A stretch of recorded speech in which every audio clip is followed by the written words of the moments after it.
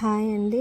ఈరోజు రెసిపీ వచ్చేసి బచ్చల కూర ఆలుగడ్డ టమాటోతో కర్రీ చేస్తున్నానండి. అమ్మవారి నవరాత్రులు స్టార్ట్ అయ్యాయి కదండి, మేము కూడా ఇంట్లో చేసుకుంటున్నాం. ఈరోజు రెండవ రోజు గాయత్రీదేవి అవతారం కదండి. ఇక అమ్మవారికి అయిపోయింది. 4 to 6 బిలో దీపం పెట్టేసి నైవేద్యం సమర్పిస్తున్నానండి.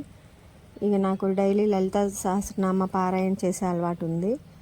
అలాగే ఏ రోజు అమ్మవారికి ఏ అలంకరణ అయితే ఆ అమ్మవారికి ఆ రోజు అష్టోత్తరాలు నైవేద్యం ఆ అమ్మవారికి సంబంధించినటువంటి పూలు సమర్పిస్తున్నానండి. 4 to 6 బిలో పూజ కంప్లీట్ అయిపోతుంది.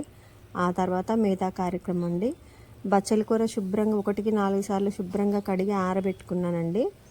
అయితే మనం కర్రీస్లో ఈ ఆకుల్లో కాడలు పడేస్తాం, కానీ కాడలు సపరేట్గా పక్కకు పెట్టేసుకొని తాలింపులు వేసి ఆకుతో పాటు వేయకుండా కాడలు ముందేస్తే బాగుంటుందండి కర్రీ. కాడలు పడేయకూడదు. పచ్చిమిర్చి ఉల్లిగడ్డ తాలింపులో వేసానండి. నూనె వేసి ఉల్లిగడ్డ పచ్చిమిర్చి అలాగే జీలకర్ర కొంచెం తాలింపు గింజలు వేసాను. తర్వాత కాడలు కూడా వేసానండి. ఇప్పుడు 3 కట్టలు తీసుకున్నానండి బచ్చల కూర. దానికి ఒకటే ఆలుగడ్డ తీసుకున్నా. బాగుంటుందండి కర్రీ. నేను ఇది హైదరాబాద్లో చూసానండి ఈ రెసిపీ. ఒక 2 ఎల్లిపాయలు దంచేసుకుందామండి. ఎల్లిపాయ కంపల్సరీ బాగుంటుంది ఫ్లేవరు.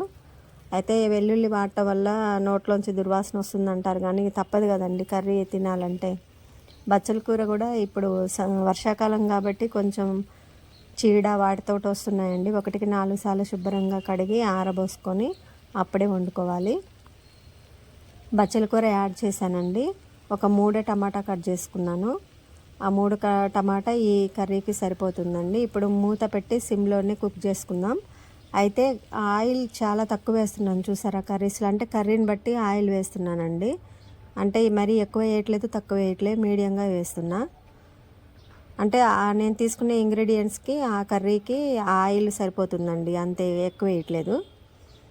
ఇక ఇది ఆకు బాగా మగ్గిన తర్వాత టమాటా వేసుకొని ఉప్పు కారం కూడా యాడ్ చేసుకుందామండి. అయితే తాలింపులో పసుపు కూడా వేసానండి, చెప్పలేదు మీకు. ఈ నవరాత్రులు చాలా ప్రాముఖ్యత ఉన్నటువంటి అండి. కంపల్సరీ ఇంట్లో చేసుకోవాలి. అమ్మవారి శక్తి స్వరూపిణి కాబట్టి, అమ్మలు కన్నా అమ్మ కాబట్టి మన ఏ సంకల్పం నెరవేరాలన్నా భగవంతుని ఆజ్ఞ అనేది ఉండాలండి. అంటారు కదా, శివుడు ఆజ్ఞ లేనిదే చీమైన గుట్టదని. సృష్టిని నడిపించేదే ఆ శివుడు. శివుడికి భార్య అమ్మవారు. సో అమ్మవారికి ఎంత మంచిగా చేసుకుంటే అంత కలిసి వస్తుందండి.